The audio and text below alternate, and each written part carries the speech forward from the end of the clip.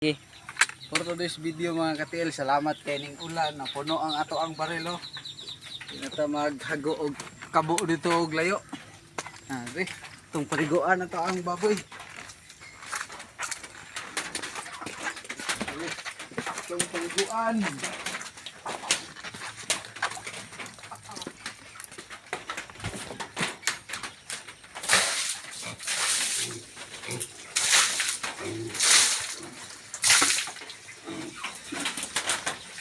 Buwan na to para kondisyon kayo lang ano.